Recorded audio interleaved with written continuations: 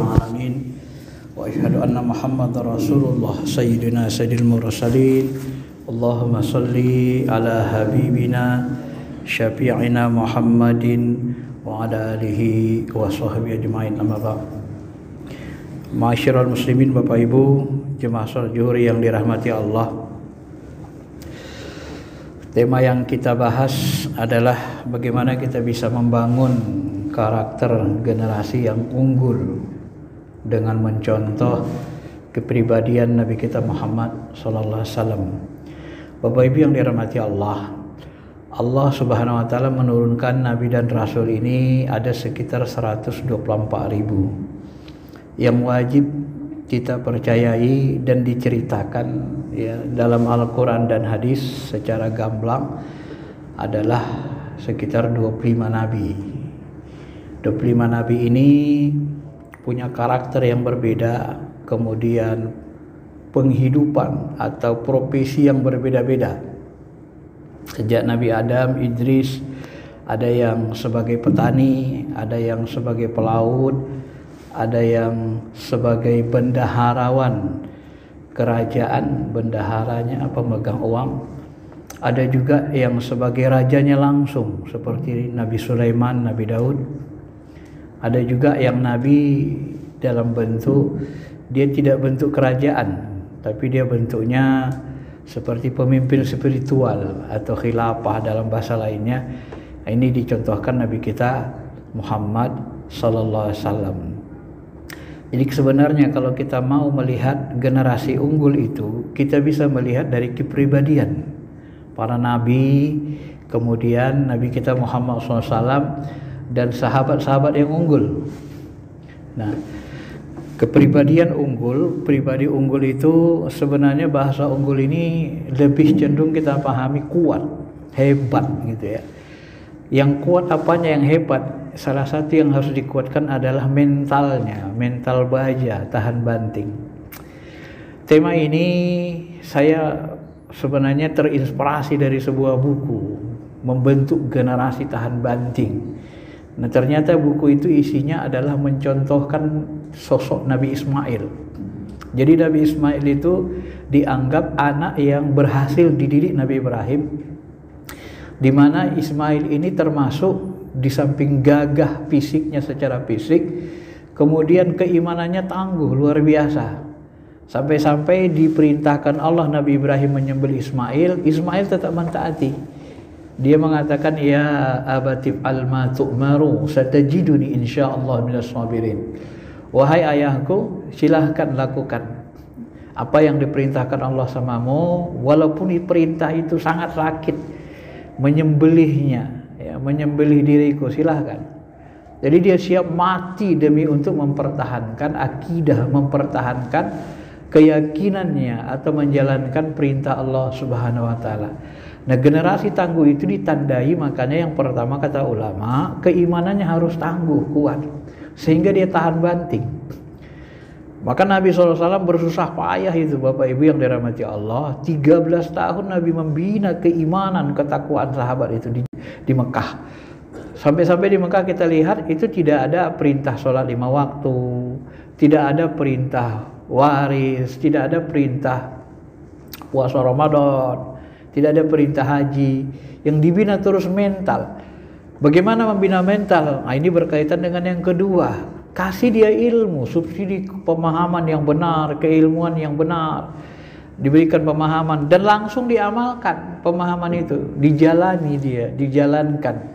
Ketika diamalkan keilmuan itu dalam kehidupan sehari-hari, maka kita akan dihadapkan dengan permasalahan hidup, dan permasalahan-permasalahan yang dihadapi sahabat di Mekah itu mampu membentuk mental mereka menjadi mental baja. Kesulitan-kesulitan, tekanan-tekanan yang diberikan kafir Quraisy mereka hadapi. Nah, sampai kita dengar riwayat ada sekitar 3 Nabi itu diboikot, ya, dengan sahabat diboikot, tidak makan, tidak mau orang Mekah itu berdagang, berurusan dengan umat Islam. Mereka diboikot, kesulitan pangan. Tapi dengan mental baja, keyakinan yang kuat tadi, kepahaman agama yang benar, ya, kebertuhanan yang meyakini bahwa Allah itu Maha Kuasa, Maha Esa, dan di balik segala sesuatu itu ada Allah yang menentukan segalanya, dan tujuan hidup ini adalah beribadah. Nah, sehingga semangat ibadah sahabat itu, keyakinannya, semangat ibadahnya kuat, mentalnya, mental baja, sehingga mereka hadapi, bisa mereka hadapi dan selesai. Dan setelah itu mereka diperintahkan hijrah ke Madinah, dan di Madinah lah mulai dibangun peradaban yang kita kenal dengan peradaban Madinah. Unik sebenarnya, kata Madinah itu belum pernah ada. Sebelum Nabi SAW hijrah ke Madinah, kata Madinah itu belum pernah muncul di tengah-tengah orang Arab. Maka Madinah itu kata ulama berasal dari kata mudun. Madinah artinya kota. Jadi dulu namanya Hijaz, daerahnya Hijaz, Makkah begitu kan. Yasrib, sebelum Madinah namanya Yasrib. Yasrib itu kalau bahasa Arabnya kan dari kata syaroba, maka dia kalau kita ambil dari syaroba, shin tebal, shin besar, maka artinya minum. Jadi kalau kita buat Yasrib, ya dia minum gitu kan, minum. Jadi menghilangkan kehausan. Tapi nama itu dirubah oleh Nabi dengan istilah Madinah. Madinah berasal dari kata mudun. Mudun itu artinya kota atau berperadaban tinggi. Nah, inilah generasi yang tangguh yang dibangun Nabi kita SAW. Nah, apa yang dilakukan Nabi ketika pertama kali hijrah ke Madinah? Beliau pertama kali hijrah dibangun adalah masjid. Kenapa masjid? Karena masjid ini pusat akidah, pusat memperbaiki fikroh, pemahaman spiritual sahabat, kerohanian dan fikrohnya, agar tidak lari dari rel yang ditentukan Allah dan Rasulnya. Ada pusatnya, maka dibangunlah masjid. Tapi karena jumlah sahabat waktu ini tidak gitu banyak, maksimal kata ulama hanya sekitar 124.000. Jadi kalau kita hitung kota Jakarta ini kan penduduknya 10 juta, sudah jutaan kan. Sahabat itu masih ratusan ribu, berarti sedikit. Jadi sahabat itu di kota Madinah sekitarnya itu jumlahnya tidak banyak, 124.000. Nah, maka dibangunlah masjid ini, Masjid Nabawi dijadikan pusat peradaban, pusat perkembangan untuk membangun generasi yang unggul, ya. Ma'asyiral muslimin, Bapak Ibu yang dirahmati Allah Subhanahu wa taala. Nah, setelah itu apalagi yang dibangun Nabi, dilakukan Nabi? Generasi unggul itu di samping keimanannya kuat, akidahnya kuat, kemudian pemahaman keilmuannya juga bagus. Dan saya ingin tekankan begini, generasi kuat itu tidak hanya pemahaman keilmuan agamanya bagus, tetapi mereka juga menguasai ilmu umum. Ya, di zaman Nabi SAW, coba kita perhatikan, ketika Allah Subhanahu Wa Taala menurunkan ayat misalnya, wa'iddu lahum mastata'tum min quwwah wa min ribatil khail. Siapkanlah kekuatan yang kamu punya. Jadi Nabi menyuruh, Allah Ta'ala menyuruh Nabi menyiapkan kekuatan. Ketika itu sahabat bertanya, "Ma huwal quwwah ya Rasulullah?" Apa yang dimaksud dengan quwwah? Al-quwwah huna rimayah, as-sibah wa rimayah. Nabi mengatakan kekuatan waktu ini, konteks masa beliau adalah pacuan kuda. Karena kita perang itu naik kuda. Kalau naik kudanya nggak bagus, maka kita akan habis. Ya, nggak mahir naik kuda, mengendalikan kuda, maka waktu perang kita akan gampang dikalahkan. Warimayah dan memanah. Maka kekuatan pada masa Nabi itu adalah memanah. Nah, coba kita perhatikan konteks kehidupan dan bagaimana Nabi SAW mengatasinya. Nah, ketika Nabi mengatakan kekuatan itu adalah pacuan kuda dan memanah, maka Nabi mengatakan alimu auladakum birimayah wassibah. Ajari anak kalian itu jago berenang, jago panah. Artinya teknologi masa lalu itu adalah teknologi panah dan pacuan kuda. Maka panah itu tidak pernah diimpor dari luar, Nabi Muhammad SAW. Tapi panah itu dibuat sendiri. Ya, jadi teknologi panah dibuat sendiri, walaupun kalau dibandingkan dengan sekarang tentu panah lebih sederhana. Tapi kita pahami ma'asyiral muslimin, ganti panah itu saat ini adalah lebih kurang adalah rudal. Kenapa? Kekuatan saat ini teknologi perang adalah rudal, nuklir, jet tempur. Kalau di darat ada namanya tank, kalau di laut ada nama kapal induk. Artinya apa? Artinya Nabi SAW sangat memperhatikan teknologi yang ada pada saat itu. Kalau begitu, kita sebenarnya secara ilmu ini mirip seperti yang dikatakan Imam Al-Ghazali. Maka umat Islam ini untuk menciptakan generasi unggul, mereka harus cerdas dalam semua ilmu. Bukan hanya ilmu agama, Kita tidak semuanya harus mendalami agama. Imam Syafi'i, Imam Malik, Imam Ahmad itu tidak semua begitu bentuk ulama. Di masa Cordoba saja, ulama itu ada yang ulama ahli filsafat, ada ulama ahli matematika, Khawarizmi, ada ulama yang berkecimpung dalam bidang kedokteran, Ibnu Sina. Bahkan Ibnu Sina di barat dikenal dengan tokoh ahli pemrakarsa dengan pemrakarsa ilmu bedah, yang disebut dengan nama Avicenna. Jadi ulama-ulama kita itu mereka menguasai ilmu umum, ilmu yang dibutuhkan. Maka Al-Ghazali benar ketika dia mengatakan umat Islam ini harus ada yang mewakili, menguasai ilmu-ilmu umum yang dibutuhkan oleh masyarakat muslim meramai. Itu fardu kifayah. Kalau tidak ada penguasanya yang ahli di antara kita, kita berdosa semua. Umat Islam ada yang sakit jantung, kalau tidak ada dokter jantung yang muslim, kita berdosa semua. Umat Islam ada yang sakit ginjal, kalau tidak ada dokter ginjal yang jago ginjal, maka umat Islam berdosa semua. Begitu Al-Ghazali membahasakannya. Maka dari sini kita pahami ma'asyiral muslimin bahwa generasi unggul itu adalah generasi di samping beriman dia berilmu, memang menguasai pengetahuan. Apalagi dalam konteks hari ini pengetahuan saintifik ini sangat dibutuhkan. Ya, kita melihat bagaimana Palestina itu ya, karena dianggap lemah tak berdaya, begitu mudah dijalimi negara-negara kuat, ya, termasuk Israel, karena merasa kuat dan di backing Amerika, sehingga mereka merasa ya gampang-gampang aja kan. Nah, ini menunjukkan bahwa sesungguhnya umat Islam itu memang harus menjadi mental baja, harus mampu menciptakan generasi yang tangguh, yang kuat, yang beriman, berilmu dan berwawasan. Ma'asyiral muslimin. Kemudian yang ketiga, setelah Nabi hijrah ke Madinah, apalagi yang beliau lakukan? Beliau membuat yang disebut dengan ulama namanya pusat pasar. Jadi beliau membangun ekonomi dengan membangun pusat pasar. Pertama kali beliau bangun pusat pasar, orang Yahudi marah. Kenapa marah? Karena dia anggap tanah yang dibangun Nabi itu adalah tanah dalam kekuasaan preman-preman Yahudi. Kalau sekarang ini kan, mereka katakan, ini punya kami sudah menguasai lahan ini, tidak bisa. Maka datang seorang sahabat, ya Rasul, antum mau bangun pasar? Mau. Mari aku tunjukkan tempat yang strategis. Ditunjukkanlah tempat yang strategis, maka Nabi membangun pusat pasar di tempat itu. Kecerdasan Nabi kita lihat luar biasa membangun ekonomi ini untuk membangun generasi tangguh. Bagaimana cara Nabi? Nabi membangun pusat pasar di perempatan jalan. Kalau bahasa kita di perempatan, di peranaman jalan. Jadi pusat pasar itu semua orang yang berlalu lalang ke Madinah atau mau berangkat ke negara lain, kota lain harus melewati Madinah dan mereka akan mampir di situ. Maka Nabi SAW membangun pusat pasar. Dan jeniusnya Nabi SAW kita perhatikan bagaimana pertama kali Nabi membangun ekonomi.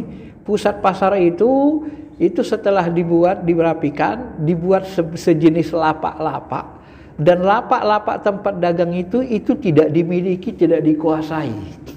Siapa yang pertama datang maka dia boleh berdagang di lapak itu, jadi tidak ditetapkan. Maka Nabi mengatakan bakiru fa inna subhul barakah. Berpagi-pagilah kalian ya, mencari nafkah, habis subuh, habis salat, habis zikir kalian ya, cari nafkah lah pagi-pagi, karena di pagi hari itu banyak berkah.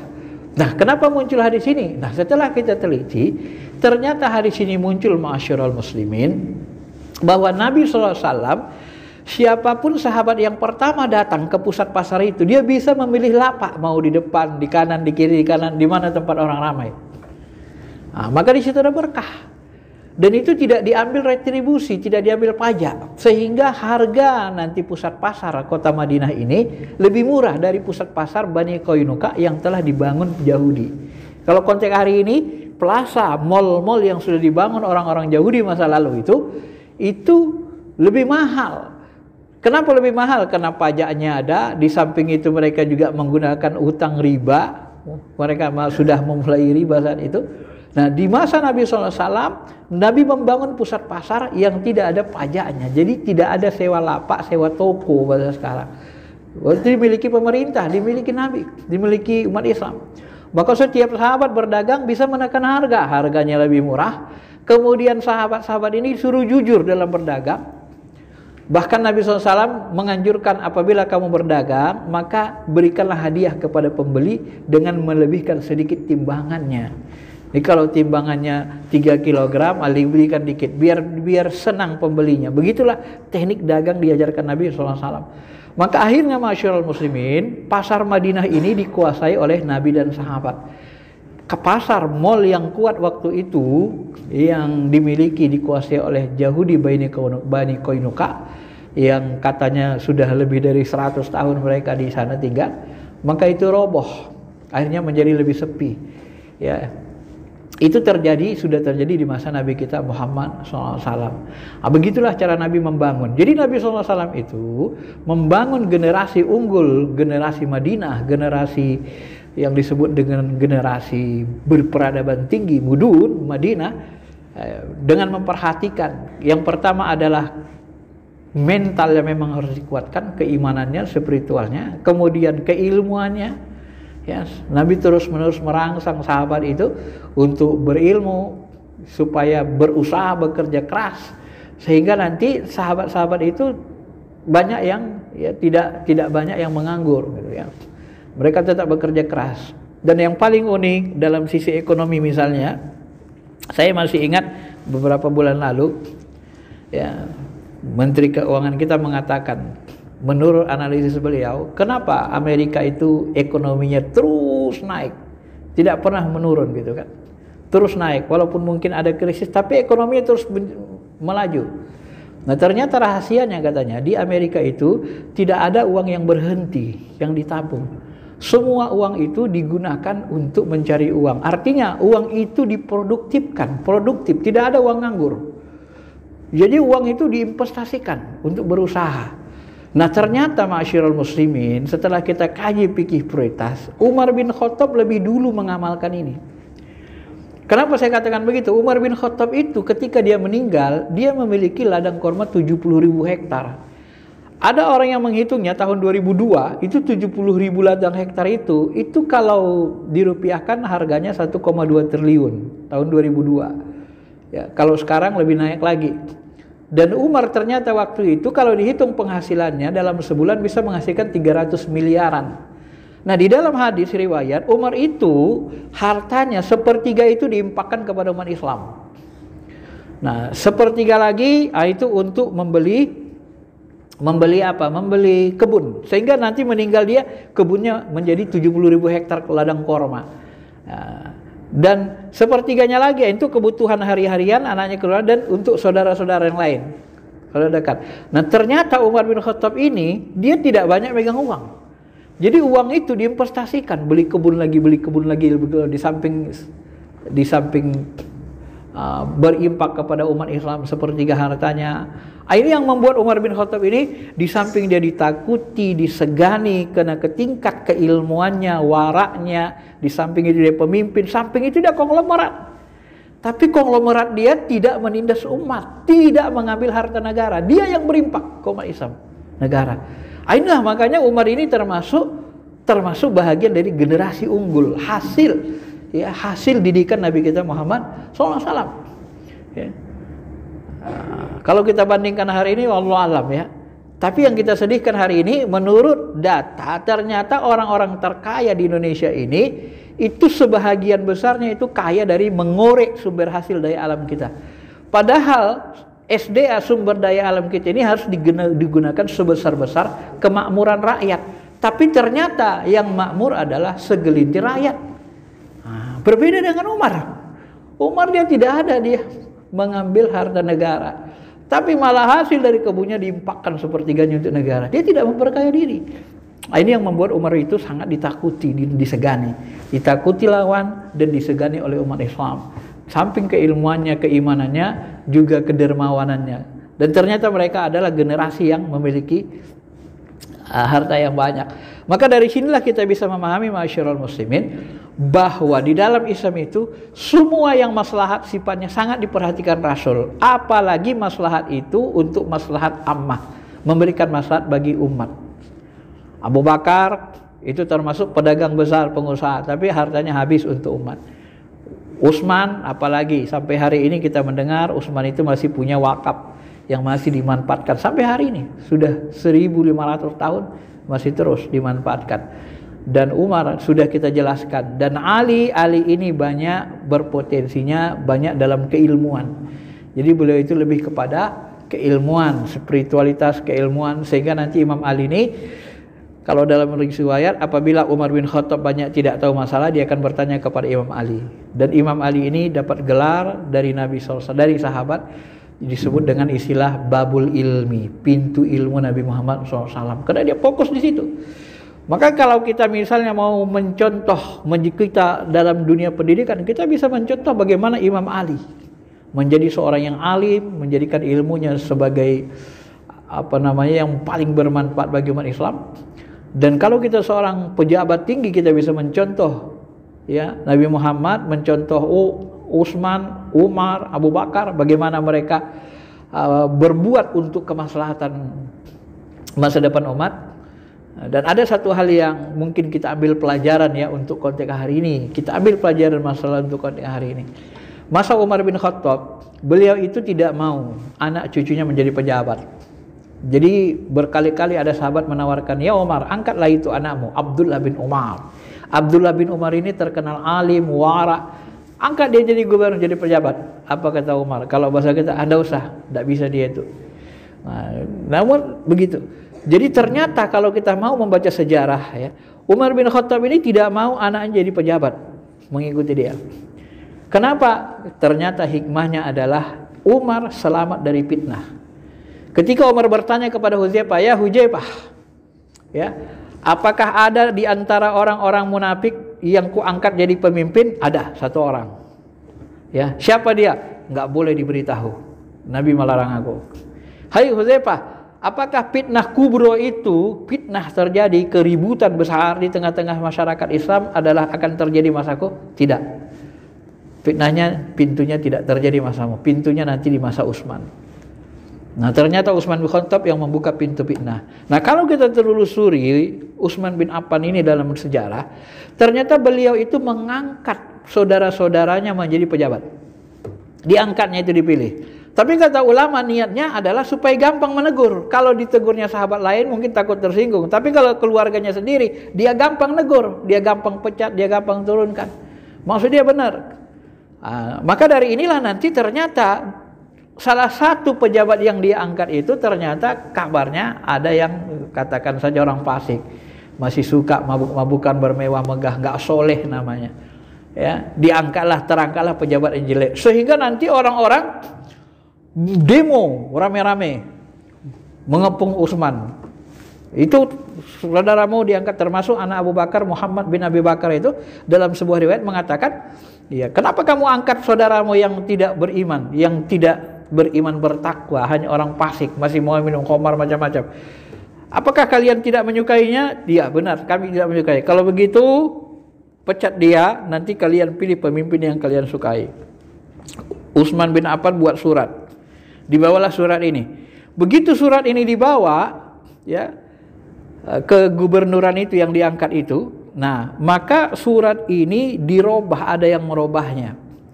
Nah, apa bacaannya? Ketika surat itu disampaikan kepada gubernur saudara Utsman itu, maka dibacalah surat itu, bacaannya berubah. Bunuhlah orang yang membawa surat ini. Maka disuruh perintah bunuh. Kagetlah orang yang antar surat itu, dia disuruh dibunuh, ya gitu kan. Nah, ini ada yang berubah. Maka dari sinilah Utsman terfitnah. Maka kaum Khawarij mulailah mengembangkan sayapnya untuk membunuh Utsman. Barulah dikepung Utsman sampai bermalam-malam itu. Disitulah salah satu fitnah yang diterima Utsman bin Affan. Maka dari sini kita melihat pintu fitnah itu berawal dari Utsman. Jadi kebijaksanaan Utsman itu ternyata dalam pandangan masyarakat ramai tidak bijak. Kenapa? Karena dia mengangkat saudara-saudaranya yang tidak kompatibel, tidak layak jadi gubernur, diangkat jadi gubernur. Ini untuk apa? Untuk kebijakan supaya kalau kita belajar sejarah supaya tidak terjadi chaos. Nah, ini harus kita contoh sebenarnya kebijakan-kebijakan Umar, Abu Bakar, Utsman. Mana yang kebijakannya bisa kita lakukan dengan baik itu kita ambil. Tapi kebijakan-kebijakan yang menyebabkan fitnah, ini yang membahayakan seharusnya tidak kita contoh. Ma'asyiral muslimin, jamaah salat zuhur yang dirahmati Allah. Nah, inilah beberapa hal-hal yang perlu kita perhatikan agar umat Islam bisa menciptakan generasi-generasi unggul. Wal yakhshal ladzina law taraku min khalfihim dzurriyyatan di'afa khaufu 'alaihim. Hendaklah orang-orang beriman takut kalau mereka meninggalkan generasi yang lemah. Generasi lemah apa? Lemah keimanannya, ketakwaannya, termasuk lemah ekonominya. Karena ini ayat ini berkaitan dengan ekonomi. Tentang wasiat kata Ibnu Abbas, termasuk anak-anak yatim takut ditinggalkan dalam kondisi mereka terjalimi, tidak terjaga hartanya. Maka generasi yang tangguh itu berawal dari ayat ini. Kemudian kita melihat bagaimana nabi-nabi, para nabi itu menciptakan, ya, menjadikan Allah sebagai contoh generasi unggul, karena masyarakat unggul itu adalah para nabi. Dan bagaimana Nabi Muhammad SAW itu membangun kota Madinah, menciptakan sahabat-sahabat yang bahasa Nabi, khairu ummati qarni summal ladzi yalunahum summal ladzi yalunahum. Orang terbaik adalah orang yang hidup bersamaku, kemudian berikutnya, kemudian berikutnya. Inilah yang dikenal dengan sahabat, tabi'in dan tabi'in. Dan keunggulan sahabat itu ternyata itu dalam banyak aspek. Sama dengan para nabi. Kalau dia pejabat, dia menggunakan jabatannya untuk hal-hal yang memang betul-betul berjuang untuk kemakmuran rakyat. Dan kalau dia orang kaya, dia akan impakkan harta kekayaannya untuk membangun, memberikan, membantu orang-orang lemah, bukan menguras harta kekayaan rakyat, apalagi sampai menguras sumber daya alam negara sendiri, apalagi sampai menyerahkan sumber daya alam kita kepada asing, yang lebih bahaya lagi kan.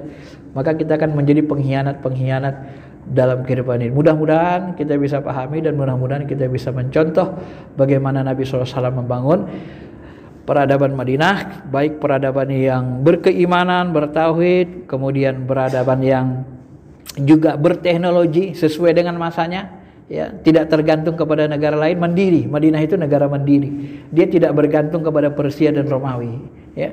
Walaupun Persia Romawi itu bisa kita katakan hari ini adalah Amerika dan Uni Soviet, Rusia. Tapi tidak ada ketergantungannya, ya. Tidak ada ketergantungan Madinah kepada Romawi dan Persia, walaupun mereka negara adidaya waktu itu. Ini yang dibentuk Nabi SAW. Ekonominya mandiri, keimanannya bagus, kemudian juga pengetahuannya juga bagus, dan pengetahuan itu meliputi pengetahuan agama, juga pengetahuan umum yang berkaitan dengan kemaslahatan yang dimiliki orang ramai. Karena itu diperlukan baik untuk pertahanan negara, untuk membangun kesehatan fisik supaya jasad kita kuat.